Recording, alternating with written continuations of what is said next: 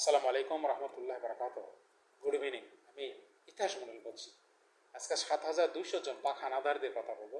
তার কার্যক্রমটা কি, তারা রাতের ভোটের হেল্প করছিল, এই জন্য তাদেরকে একটা গাড়ি লোন দেওয়ার কথা ছিল। সেটা অর্ডার নিচ্ছে যে সরকার দিয়েছে, এটা কোনো প্রাইম মিনিস্টার না।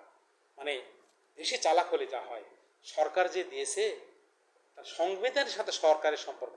সংবিধানে কোথায় লেখা আছে হারামের বাচ্চারা, হাবিগরা, যে তোরা রাতের ভোটে চুরি করে দিবি, তোদেরকে এই গাড়ি লোন দিতে হবে, 30 লাখ টাকা নিয়ে 17 লাখ মাফ করে দিতে হবে, 57% মাফ, মানে 13 লাখ টাকা তারা রিটার্ন দেবে।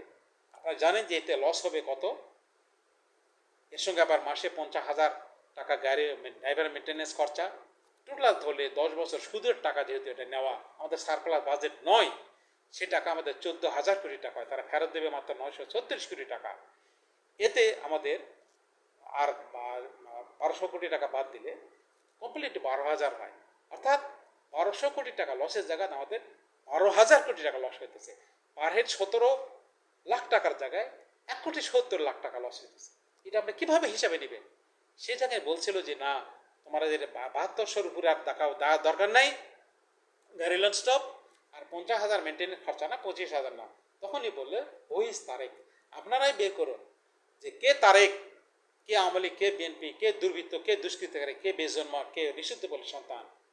এরা বেশি খারাপ না এই কয়টা আমলা সচিব খারাপ? এটা আপনারা বের করেন।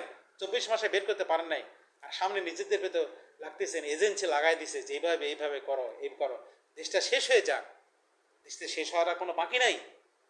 এটা আমার কথা বলা শেষ। সেখানে যে এই 7,200 জনকে কি প্যানিশমেন্ট দিবেন? যদি না দিতে পারেন তাহলে শেখ হাসিনাকে সসম্মানে ফিরে নিয়ে আসেন। এটা আমার বড় কথা। অবশ্যই মানে এদের পাপের কাছে, অন্যায়ের কাছে শেখ হাসিনা কিছুই না। আল্লাহ হাফেজ।